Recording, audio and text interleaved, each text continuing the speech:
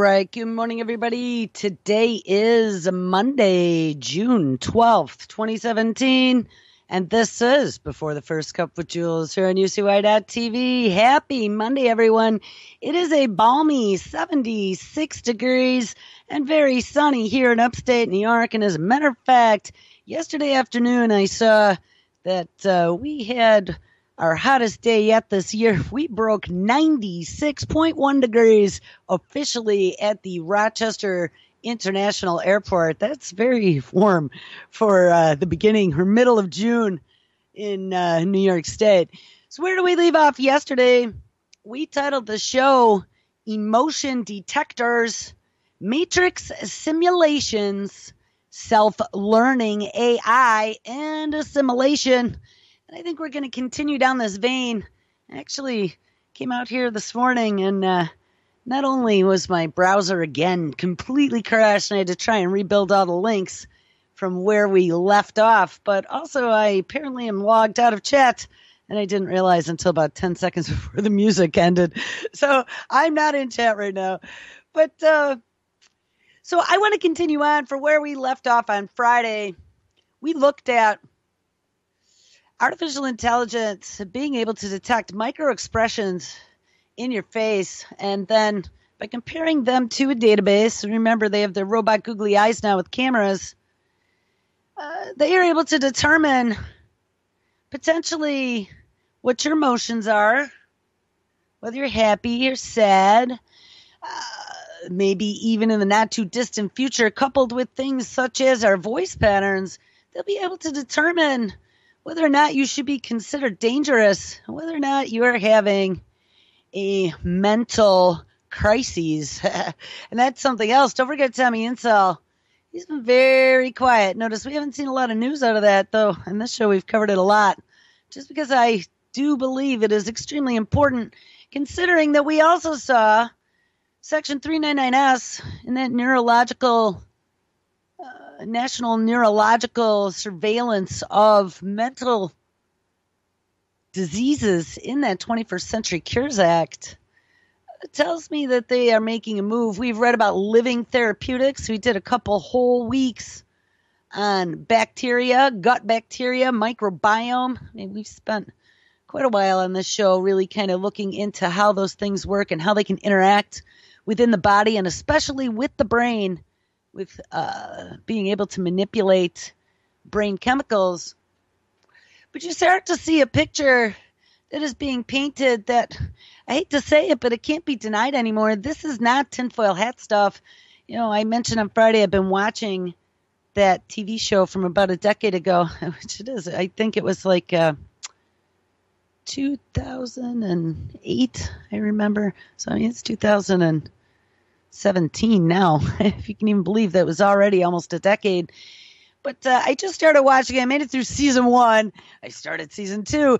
And it's like to me, it's really been affecting me because we read about this stuff every day, and we have for at least 5, maybe 6 or 7 years now under the title of WTF. That's kind of how this all started.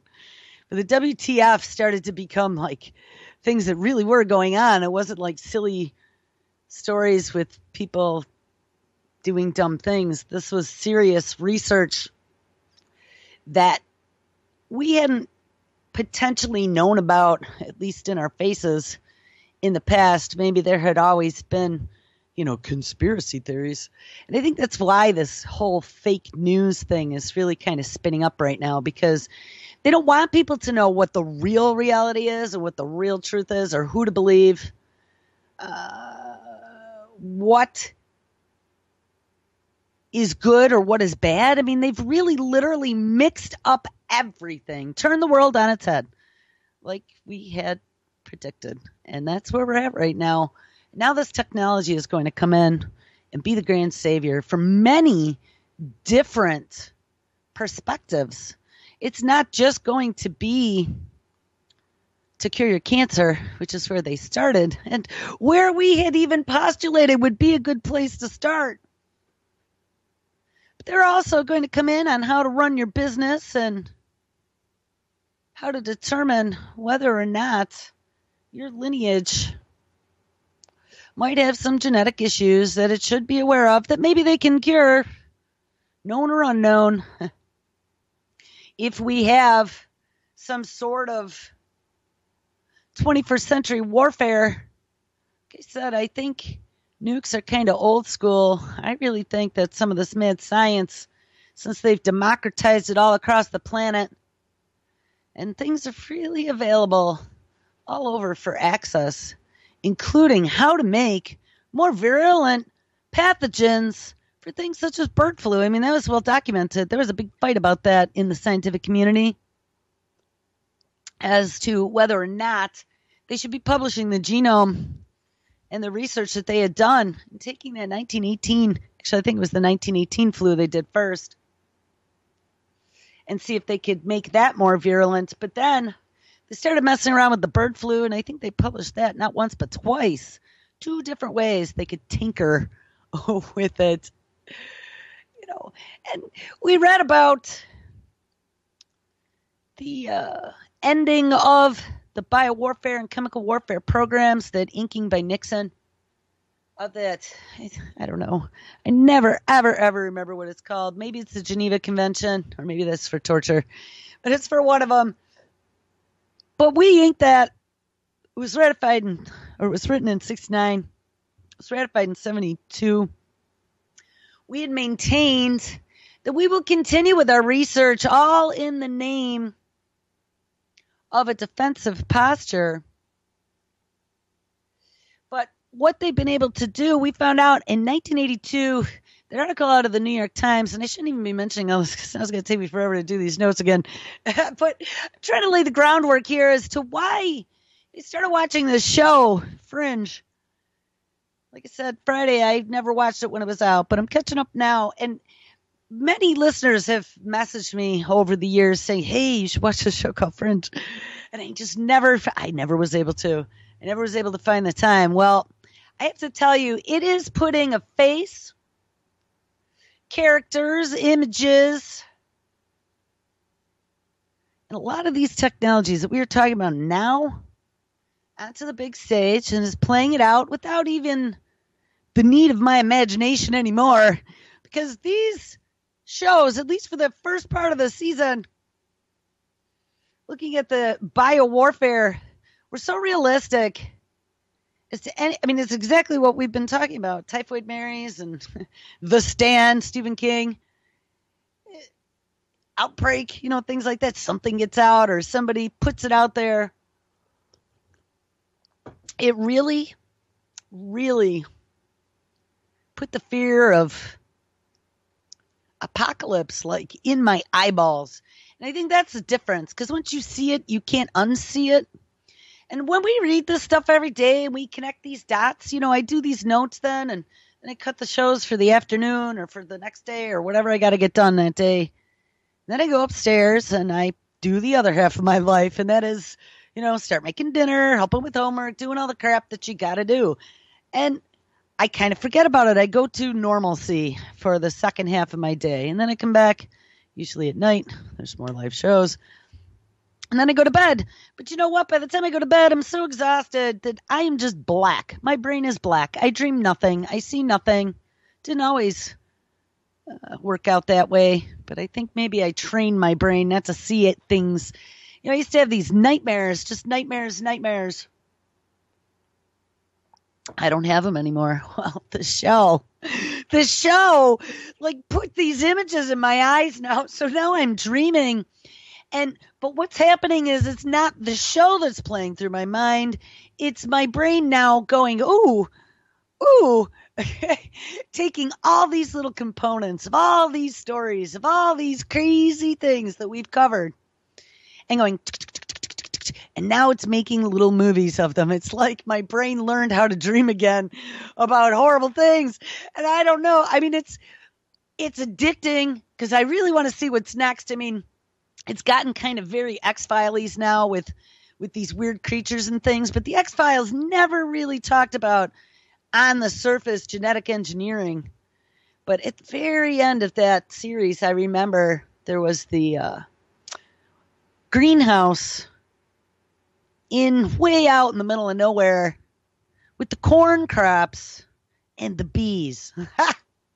And, back in, I don't know, that was the 90s, maybe the very early thousands, back when that series ended, that meant nothing to me. I was like, but, if you think back now on that show, there were all kinds of weird little creatures. You never knew where they came from. You always assumed they were aliens. But, of course, that's how they always tried to.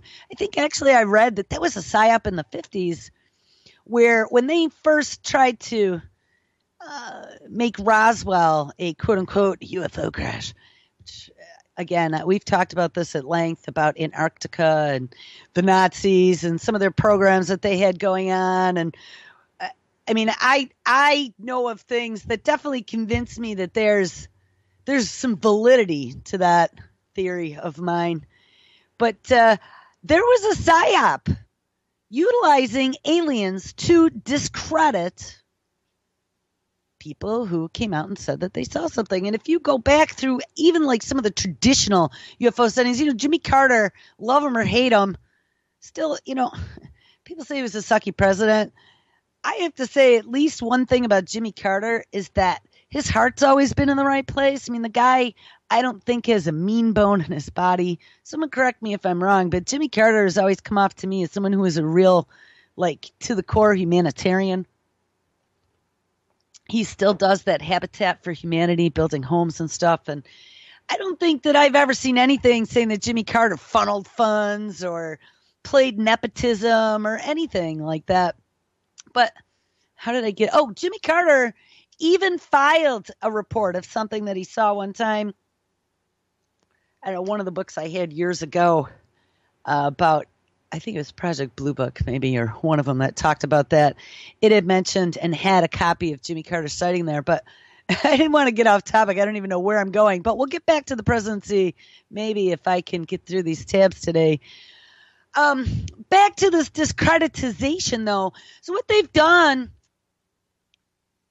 the X-Files with some of those creatures, I'm almost thinking now they were referring to genetic modification and some of these splicing and dicing of the different animal and insect and plant kingdoms to create these organisms in dark labs down long, dark hallways with bloody handprints and screams. I say that sometimes in jest, but that stuff like that is going on. Who's going to stop it? Especially if it's in some underground facility or government-run project. Who would know? And that's one of the interesting things in this Fringe. The doctor I mentioned had been doing experiments working with DARPA. They actually mentioned DARPA in one of the very first show episodes. Then he went a little crazy, but then they pulled him out of the institution to help them decode some of these freaky things that they're seeing happening, these attacks and deaths and things that are beyond quote-unquote science. And it ends up that all these projects this guy had worked on, oh, yeah, they got funding for this and they got funding for that. And, oh, they, were working on this crazy stuff. But I really think that stuff like that is going on. And we see that playing out now, a decade later. It's actually in the news if you know where to look for it. And we see millions of dollars, different universities and different corporations. They've opened it up now to the public realm. You don't even need to be a federal contractor now. If you got a technology, they'll take a look at it and give you funding to develop it if it's in the name of keeping us safe. Well, along the lines of biotechnology, we have also found out, though, that there is a direct connect to the brain. There is, in conjunction with a lot of this brain research, the Brain Initiative, all in the name of curing PTSD and the epidemic of dementia-esque diseases, as well as autism, Parkinson's, PTSD, depression. They're going to find ways to fix us. And Georgie Porgy Church, he's that one running thread that connects DARPA, connects genetic engineering, connects bringing back species, bringing things back from the dead, connects the Apollo project of the brain, working with the intelligence agencies to barcode neurons. and reverse engineer the brain to come up with more powerful algorithms to help them decode more things. And we had read when we started coupling this with some of these facial recognition programs and emotional detection type technologies, they also can read your intentions through your gait and how you walk, as well as your personality, potentially. Once you have enough data, you can determine anything by comparing and contrasting. They have the DNA database as well, and now they're getting into medical technologies that they're turning into these little genetically modified bacteria, programming them just like little machines to deliver payloads or develop pharmaceuticals inside of you. You know, I really didn't want to touch this, but we found out now too that they are using AI to develop better drugs and to find sequences and off targets that potentially they weren't aware of, and that their puny human little brains couldn't cope with the largeness of the data set. But as they are collecting, and everyone asked before why they were collecting so much data, what are they ever going to do with it? We found out the other day too, it was going to require petabytes of data over short intervals, and Amazon stepped right up to help IARPA and Georgia Porgy Church store all of this neurological information in the cloud. We already know that Jeff Bezos had already been in a partnership with the CIA at the request of the CIA to build them a parallel Amazon cloud. Well, wait till you hear this. So all this is going on. I ran across a story on Friday after the show when I was doing the notes. It's a PDF from the CDC's own website. We've talked about some of this pandemic stuff. Again, Fringe has been putting this right into the forefront, making me start percolating the information that we've discovered into like real-time data points of things that I've been thinking of. And here we go. Here's one of them. CDC.gov, Public Health Surveillance and Informatics Program Office. They are now proposing this. They are calling it the Division of Behavioral Surveillance, Monitoring Behavioral and Mental Health to Improve Public Health. The Centers for Disease Control and Prevention's Division of Behavioral Surveillance designs, manages state-of-the-art state and local surveillance activities that provide integrated disease, risk behavior, and health information to state and local public health authorities and CDC programs. Now, guys, this is going to be the culmination of your electronic medical health records, your risk behavior, behavioral monitoring, and what types of diseases are spreading within a locality. They probably have biosensors of some kind in each of the major cities. I would think then that they are also monitoring through your doctor's office if they see an uptick of a potential pathogen. It is probably reported real time.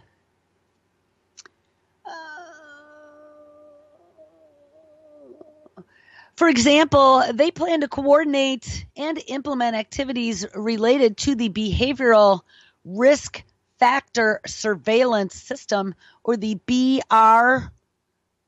BRFSS for short, the nation's premier system of telephone health surveys that collect state and local data on health-related behaviors and chronic conditions of Americans. Oh, look out. They're going to be calling you. The DBS, for short, also conducts other specialized surveys to support CDC programs and obtain data on important emerging health issues such as, ding-a-ling, influenza and mental health.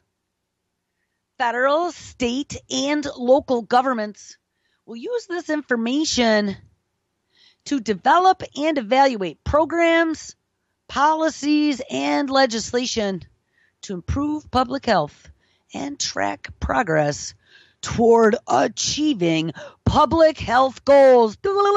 Now, would that be that vaccination program? Wasn't there a child health vaccination program they were rolling out? Healthy Americans 2020 or something like that, where they were going to have this massive vaccine schedule and really push at getting everybody vaccinated. So they're trying to understand who is and who isn't and who they need to target. The CDC's Division of Behavioral Surveillance designs and manages, now guys, this is right off their website, designs and manages state and local surveillance activities that provide integrated disease, risk, behavior, and health information to state and local public health authorities and CDC programs. It works collaboratively with state and territorial health departments to provide assistance in survey operations and to ensure standardized, high-quality data. What does that mean?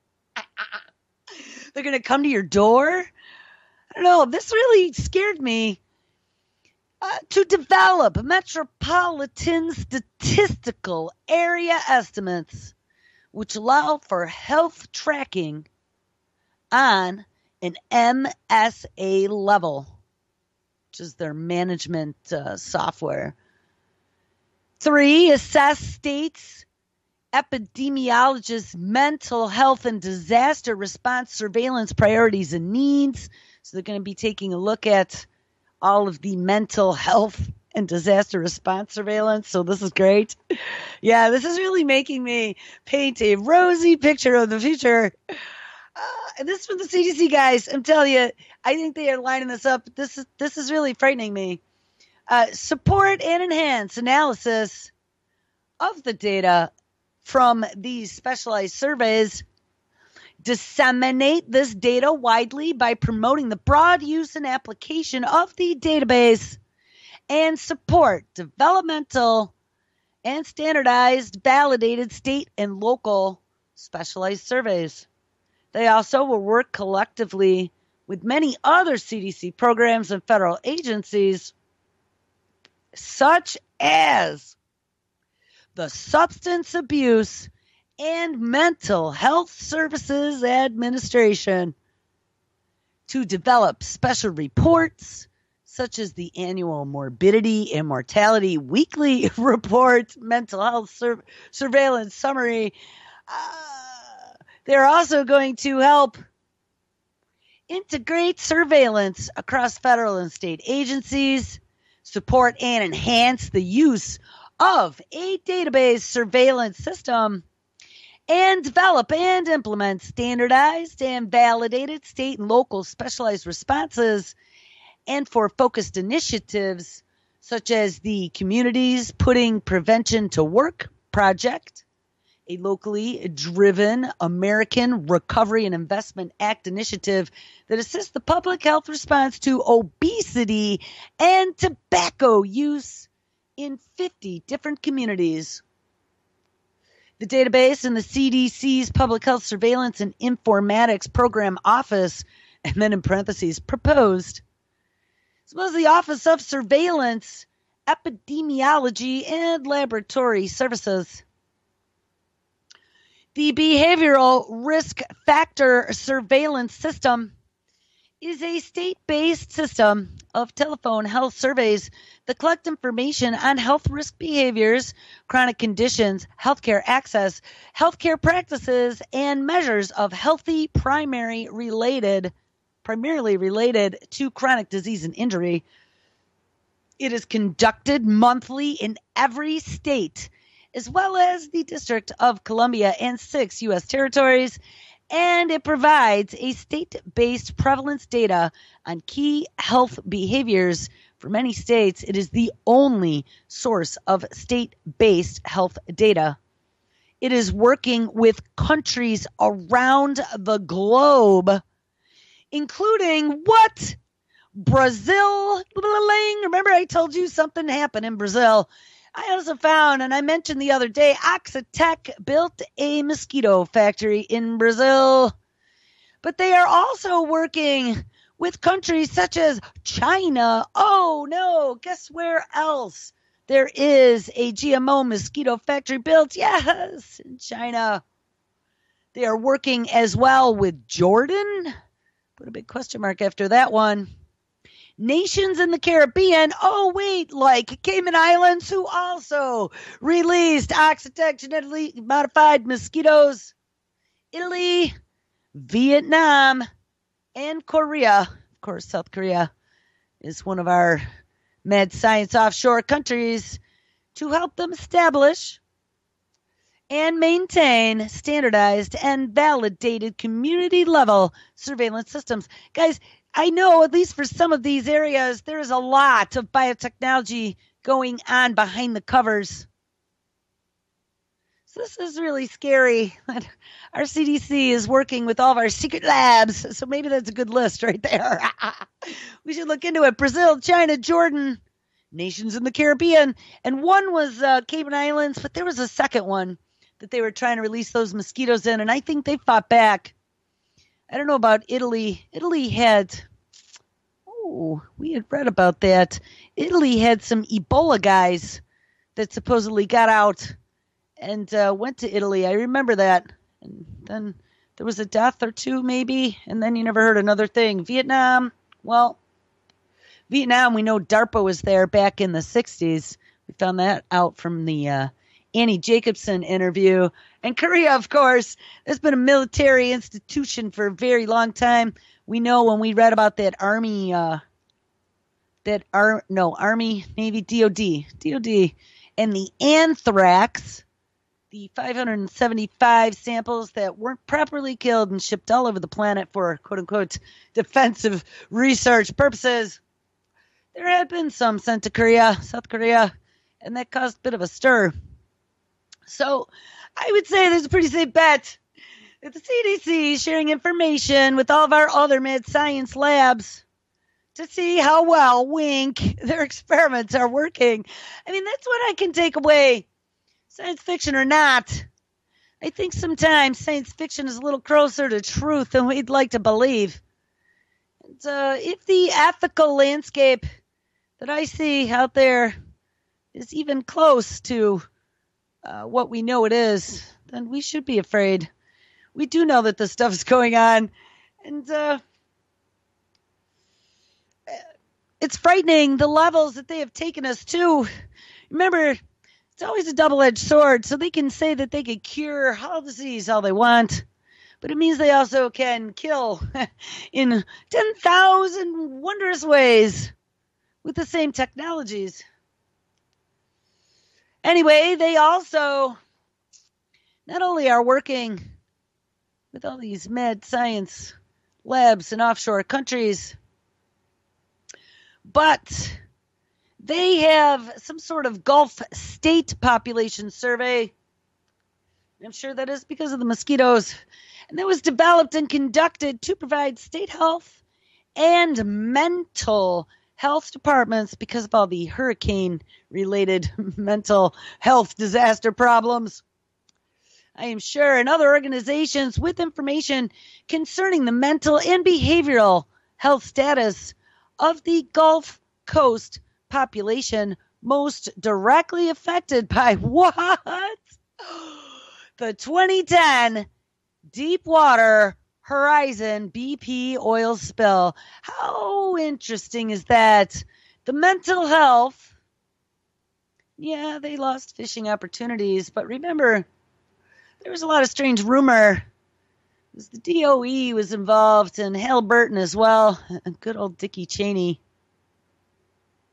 And there had been maybe rumors, substantiated or not, there were microbes that there were a few stories that I had read when it talks about these microbes. Oh, look, they occur naturally in nature, but who knows what they did to them beforehand. We found out the DOE, it's kind of like that rotten cherry on top of a lot of this biological engineering in the lab. You know, they work on a lot of biofuels and things of that nature. Even Doctor Who. I was really surprised. But I'll tell you what, my kid watches Doctor Who with me, and she totally got it when she saw that. And like I said, once you see it, you can't unsee it. I do believe in pre-programming.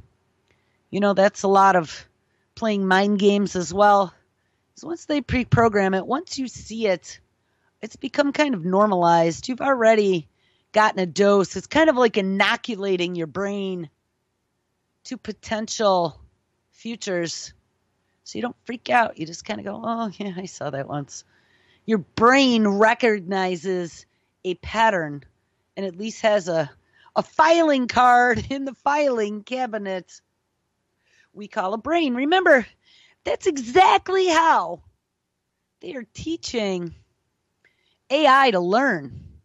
They are using virtual reality. We discovered Google, Elon Musk, DARPA. They are creating these self-learning systems that play through potential realities as a virtualistic 3D world. And once they see it, once they see how variables interact and work together, then they understand it. And if they see it again, they go, oh, yeah, I remember that. See, guys, all of this is connected as they start decoding the mysteries of how all these biological components work. We talked about this a long time ago. They started trying to create robots at the very beginning, as an example, and organisms in the very beginning from scratch. But they determined that over millions of years of evolution or more, depending on what you believe, nature, quote unquote, and I'll put a big N on that because nature is the big N. We always forget that. But what we have here is this miracle. I don't want to get all like religious sounding, but I tend to believe that there is a lot of really miraculous intelligence that is behind what we call nature with a capital N. And that encompasses all of life. That encompasses our blue dot as a living organism. We are cancer cells, humanity, and its lack of morals and ethics, its lack of empathy is what makes us a disease. And it's really a horrifying thought because not only are we a disease against the planet, we are a disease against our own. We will do unthinkable things in order to not only survive, but it's almost like that survival instinct got broken. Survive and usurp and control everything. It is the definition of psychopathy. And this whole narcissistic disorder and this whole instant gratification society that we have built, it is the reaching for the ultimate power of creation and destruction. And they want to control it all. The next step, of course, is to control the mind, is to control the body, is to control the microbes, which we found out there are thousands of times, if not millions of times, more microbes on this planet than there are human mammalian cells. And once they can take over all the life forms, you know, I started thinking about this morning as well. Between the mosquitoes, mosquitoes are an important component. They're small, but you know, they're not insignificant. Mosquitoes are a bottom feeder of the food chain. A lot of insects. I don't know dragonflies. I've watched dragonflies eat before. I saw a miraculous display one time of like, I don't know, there were probably 8 different dragonflies. And it was right about dusk. It was a warm summer evening. Beautiful, perfect blue sky. with a sunset, and you could see, as you were looking up at the blue sky, you could see these little insects flying around, and then you'd see these dragonflies swoop down, and they'd catch them in their feet, and then you'd see them like suck the blood out of them or whatever it was, the bug juice, and then they drop the little carcass. It was really amazing. But we saw the other day that they have now created a cyborg dragonfly. I saw the dragonfly the other day in my little greenhouse I have out back. And I got up close and took a good look at him because it was an unusual looking dragonfly. Had all black wings, black body, and it had right on the top quadrant of each of its wings, inside and out, was a little kind of yellowish dot, like you'd see on a butterfly, a colored dot. Its wings were black, its body was black, and it had this yellow little round dot right at the top of its wings. And I was like, And I mean, you start to think, oh my God, am I going crazy? But, after we read stories. I mean, this is like published research that they are doing right now and things that they are developing. And then, you start looking around in your natural world. They are messing around with all of the creatures. The DARPA lady said it a long time ago. They're going to terraform other planets. That is the plan. Remember, DARPA is the dark side to NASA. During Sputnik, they actually started out as quote-unquote NASA. Then they needed something to focus on exclusive space race. So they spun that off. But on the backside, a lot of this mad science, we found out that Elon Musk was carrying up MRSA, antibiotic-resistant MRSA, to the space station to do experiments for some, I think it was a UK company we discovered. It wasn't even DOD. It was a company or a university, Cambridge maybe, one of them. I don't remember the name. I'll find it for the notes. But it was some company that was sending this antibiotic-resistant MRSA up to the space station to see how much more virulent, again, they could make it to then get a leg up on the mutation happening on Earth to be able to respond in the event of some sort of biological emergency. So let's get back and finish this so we could then get through the rest of these stories. So we were reading a PDF, a SLIC, a cell sheet, as we would call it in the tech industry, on this new proposed division of behavioral surveillance from the CDC to not only encompass mental health during disasters, but also to include addiction and mental health practices and surveillance through phone surveys. Some of their future plans, and I will guarantee you on the back end, there's going to be a big fat pulsating brain somewhere. The division key activities will be to coordinate and support current field operations to provide high quality data to state officials and other users. What? Like Tommy Insel of Google for $29.99 a month. They're turning our data into commodity. Also by exploring newer state and local survey methods, such as cell phones and web-based surveys. They will also provide analyzing and interpreting mental health data from GSPS. What is that? Some sort of global positioning system? I don't know. GSPS. They did not give an explanation for that acronym. As well as support communities putting prevention to work with a project providing data to evaluate intervention. The division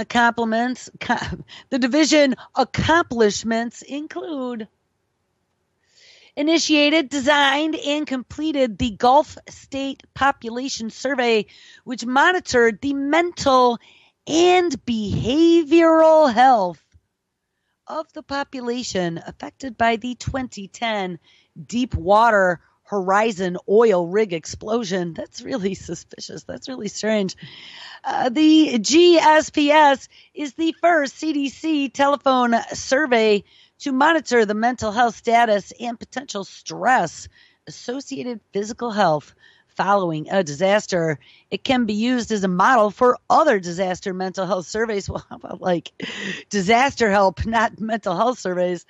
They also collected 40,000 interviews during their 12-month data collection. CDC experts to release the survey results in a joint report with SAMHSA, and this was in 2012. They provided leadership also in developing the CDC report mental illness surveillance among adults in the United States, released on September 2nd, 2011, as a supplement to the Morbidity and Mortality Weekly Report. So what are their future plans? Well, they plan to include working closely with state and federal partners to ensure that the database continues to provide data that is useful for public health research and practice for the state and local health policy decisions. They are going to test and implement the use of multimodal data collection as a cell phone and web-based and mail surveys and measure important emerging health issues such as access to care, preventative services, and mental health. They're making a play for your mental health. They are making a play for your brain. And I know this sounds like just phone surveys, but again, remember that the back end is going to be some sort of dystopian machine that is trying to determine what your emotional state is. And it's not just going to be through telephone surveys. Those telephone surveys will probably be doing things like listening to the sound of your voice. Yeah, that would be a sneaky way, wouldn't it? Hang up, hang up. As soon as I hear that it's some sort of like telemarketer, I hang up. So, all right, I've gotten so off track that it's not even funny. So let's go here. We ended a show yesterday or the day before about some new dystopian device that is coming out of ScienceAlert.com, May 29, 2017. This dystopian device warns you when AI is trying to impersonate actual humans. And you know, maybe we should look this up really quick. Let's look up AI and call center. This would be neat to see. The human AI customer service layer. This is some sort of layer that you can add to your contact center to empower customer service excellence. The human AI customer service. You know, I mean, guys, web-based applications, this is what they're going to do. You know, they're touting this to like travel agencies and things of that nature. But, you know, as they start getting good at reacting to things that we ask, learning to do things such as quote unquote translation. Remember, that's something that the deep learning brain project at Google was doing. Natural language translation. Microsoft was also in on the game. And a lot of that technology has been for voice recognition. To be able to enable these technologies that not only learn capabilities and inflections, but also how to reproduce human voice. You know, that whole voice medicine stuff that we had talked about a long time ago. There really is some science to that. They have been rolling out some different diagnostics that will allow them to diagnose disease from many different facets, mental health being one of them. So it's got to make you wonder. We've seen in multiple different locations now about this quote-unquote mental health surveillance. And as we see fake news, they use this whole inability to determine truth as a way to potentially sell AI to the masses. You know, call centers to be able to answer information, whether it is through a simulated voice, and they have stuff like that already. They call it like an expert type system where you have the computer. I mean, you could even do it with directory trees and just pushing numbers or doing the voice response. But they've gotten pretty good at that now. But also with any type of data input, anything you input to the machine is learning from you. It's learning about the human condition.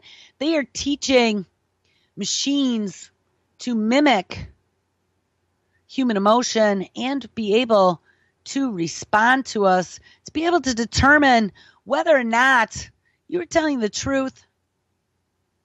We have DARPA putting out RFPs looking for low-cost EEGs for schools and homes to be able to help understand, how they learn, and it could be some sort of emergency thing for your doctor to be paying attention. Make sure you're feeling okay, Jenny. We'll have to give you some of your living therapeutics that'll boost your serotonin and dopamine levels and make you feel better. I mean, we know that stuff is already in development. But you have things then, you have these companies, these corporations, not just federal agencies and local and state health officials monitoring mental health, but we also have places such as Facebook and Google. We did a story about Google wanting to monitor your mental health with people such as Tommy Insall. They want to read your emotions through your smart apps. We should be afraid because all that data gets fed to a very large, very smart back-end algorithm that is sorting through that data to determine a profile on you. Now, we ended, I think, near the end of the show yesterday about these new chatbots, and I saw chat was talking about that Microsoft Tay that went all Nazi sex fiend when they launched her on the internet. Well, yes, there is a new one. This was from May 5th, 2017, out of The Guardian. Human-robot interactions take a step forward with an emotional chatbot. Researchers describe the emotional chatting machine as a first attempt at the problem of creating machines that can fully understand user emotion. An emotional chatting machine has been developed by scientists, signaling the approach of an era in which human-robot interactions are seamless and go beyond the purely functional. The chatbot, developed again by Chinese, is seen as a significant step toward the goal of developing emotionally sophisticated robots. The ECM, as it is known for short, was able to produce a factually coherent answer while being questioned and imbuing its conversation with emotions such as happiness, sadness, or disgust. Professor Bjorn Schuler, a computer scientist at Imperial College London, who was not involved in the latest advances, described the work as an important step, quote unquote. When we read this Friday, I pointed out this is going to be one of those moments in history of the advancement of AI that's going to just go away with a whimper. Nobody noticed, but even a scientist at Imperial College London, where a lot of this mad science is going on as well, calls this an important step towards personal assistants that could read the emotional undercurrent of a conversation and respond with something akin to what? Oh, something that we lack as a species, empathy. How scary is that? So let's create a robot to have empathy. And we are a species that lacks empathy. So if someday, we've postulated this, if someday AI were to determine that we were a scourge to the planet because we as a species lacked empathy, they might have to eliminate us. I mean, I don't know, just saying, I could see the logic behind it. And some smarty pants have actually warned about that. Elon Musk had talked about super intelligent species keeping us as pets, and that wouldn't be all of us. It would just be the ones that they determine would be subservient and worth something. This next generation of intelligence to be met in daily experience sooner rather than later, says Professor Bjorn Schuler. The paper found that 61% of humans who tested this new machine favored the emotional versions of the machine to the neutral chatbot. Now remember, we read stories about that a long time ago too, about how to get us to embrace the machine. And that would be to anthropomorphize it, to make it more human, so we would forget that it were a machine.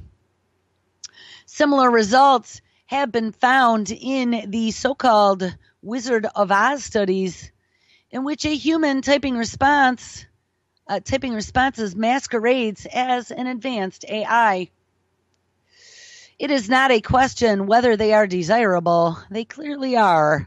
Yeah, I hear the mad scientists rubbing their hands together and raising an eyebrow in that statement. But in which applications they make sense and where they don't. Minling Hang, a computer scientist at Tsinghua University, Beijing, and co-author, said, "We are still far away from a machine that can fully understand the user's emotions." Well, phew. And this is just the first attempt at this problem. Like I've said, this is only the beginning.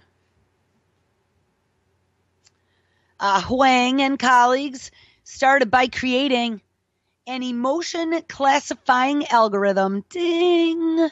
Made a database with an algorithm that could then splice and dice the data. And then that learned to detect emotion from 23,000 posts taking from Chinese social media. Well, that makes sense now, because I've just been reading about some sort of new Chinese surveillance pre-crime system that they were developing. And how interesting would that be that at the university they are using social media to detect emotions just like they are doing on Facebook. There's all kinds of sociological experiments going on there.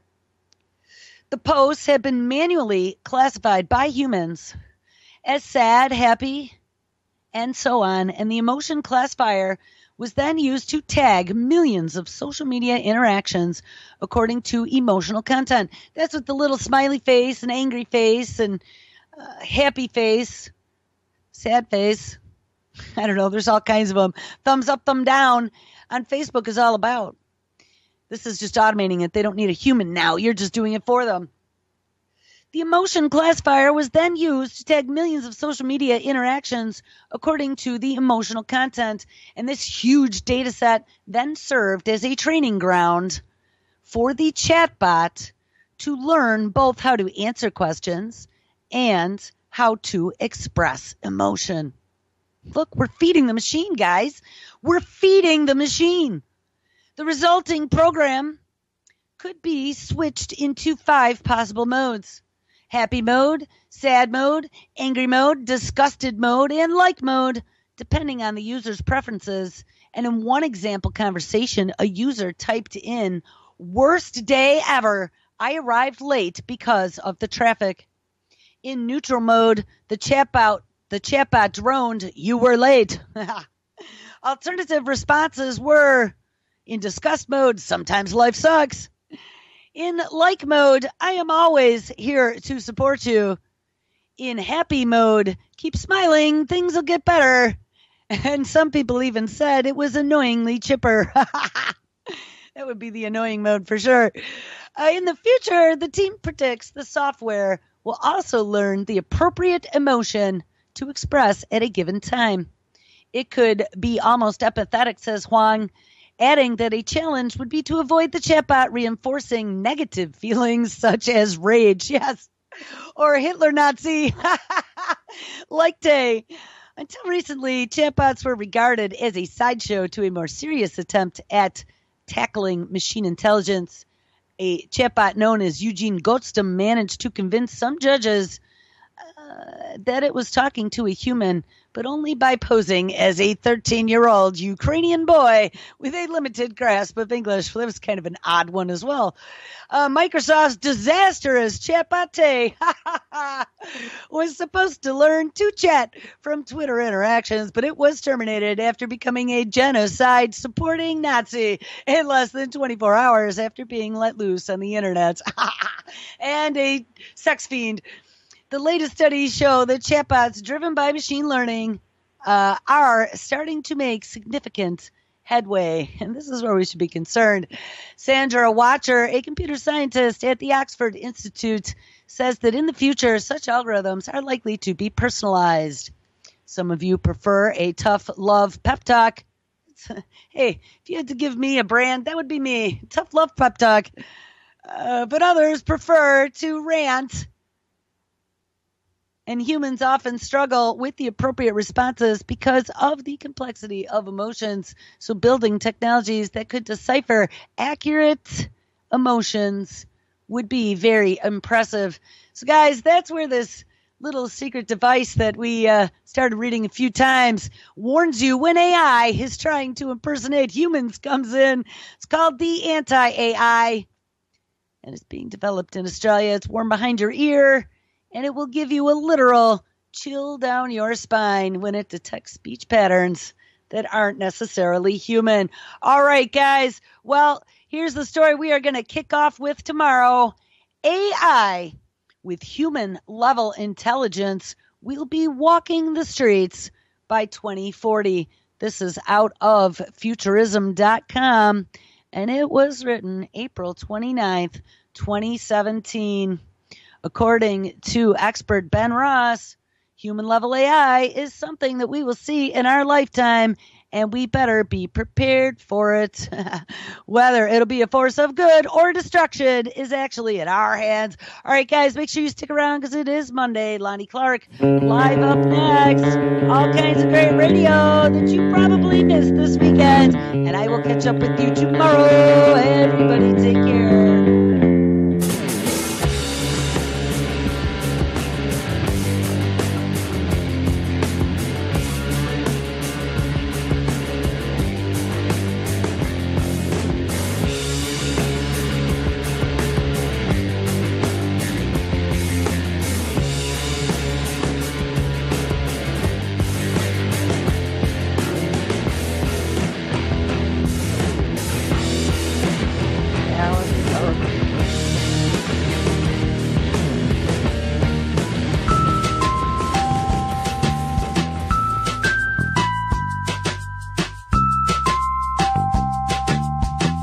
This is Ozzy Skateboard, and you're listening to UCY.TV.